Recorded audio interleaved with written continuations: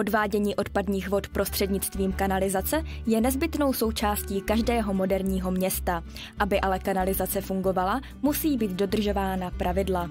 Někteří nedisciplinovaní občané bohužel kanalizační řád porušují. Kanalizaci si často lidé zaměňují s odpadkovým košem nebo se skládkou, což je největší chyba. V podstatě se tam stanovují ty látky, které jsou nebezpečné jak pro obsluhu té kanalizační sítě, tak pro ten materiál té sítě samotné.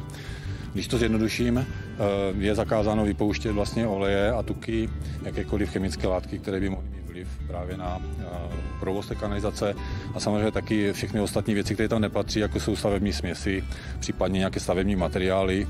Nezřídka tam končí i části automobilů jako pneumatiky a železné roxory a tyče. Jsme tady na Karlovém poli, ale jak vidíte, jsou tady zbytky sutí a stavebního materiálu, který jsme v posledních měsících z kanalizace na území města Ostravy vytáhli, a pokud bychom nedělali pravidelnou držbu a nepřišli na to včas, tak mohlo dojít k vážné havárii. Pokud se kanalizace ucpe, může dojít k velkým škodám na přilehlých nemovitostech, jako například vytopení sklepů. Pokud se ale kontaminovaná voda dostane do vod povrchových, hovoříme o ekologické havárii.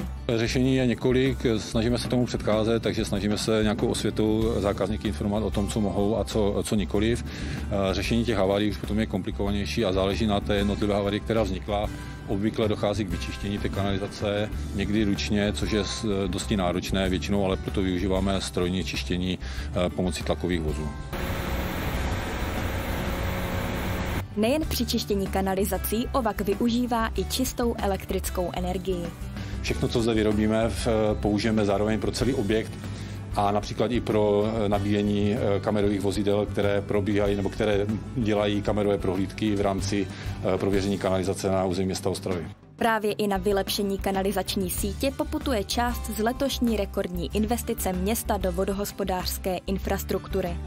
V roce 2024 máme schválené investice do vodohospodářských staveb ve výši 850 milionů korun. Je to asi nejvyšší číslo v dějinách, které vlastně do vodohospodářských staveb půjde. Z těch největších akcí tady máme kanalizaci Kunčice-Kunčičky, což je akce za 1 miliardu, ale ta bude rozpuštěná postupně v době 3 let. Kanalizace v oblasti Kunčice-Kunčičky byla v minulosti poškozena hornickou činností.